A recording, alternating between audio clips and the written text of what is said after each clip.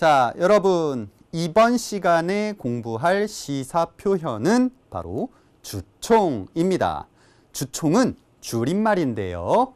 주주총회라고 하는 말을 짧게 줄여서 주총이라고 이야기합니다. 주총은 그럼 뭐죠? 주주총회는 뭐죠? 주주와 총회 두 개가 합쳐진 건데요. 주주는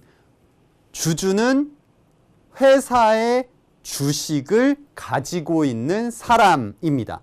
그럼 어떤 회사입니까? 회사에는 여러 종류가 있는데요. 그 회사 중에서 주식회사가 있습니다. 보통 큰 회사들은 대부분 주식회사로 운영이 되죠. 주식회사는 주식을 팔아서 회사를 운영할 수 있는 돈을 모읍니다. 그러면 주식은 투자를 받는 거죠. 주식을 사는 것은 그 사람이 그 회사에 투자를 합니다. 그러면 회사가 잘 되면 주식 값이 올라가죠. 그럼 그만큼 투자한 사람은 돈을 더 많이 벌겠죠. 그런데 회사가 운영을 잘 못해요. 그럼 주식이 떨어지죠. 그걸 주가라고 이야기하는데요. 주가가 올라가거나 내려가는데요. 주가가 내려가면 투자한 사람은 손해를 보죠. 그렇죠? 아마도 여러분들 뉴스 같은 곳에서 많이 보셨을 거예요. 주가가 올라갔어요. 떨어졌어요. 그렇죠? 코스피 지수라는 표현, 코스닥 지수라는 표현을 쓰는 경우도 있는데요. 코스피는 한국의 아주 중요한 주식회사들을 말하는 거죠. 이 회사들이 주식이 올라가요, 내려가요. 그래서 이렇게 매일 매 시간대별로 이렇게 올라가고 내려가는 표를 보여주죠. 자, 그게 주식회사입니다. 그래서 주식회사를 설립하고 운영하기 위해서 돈을 자금이라고 말하죠. 이 돈은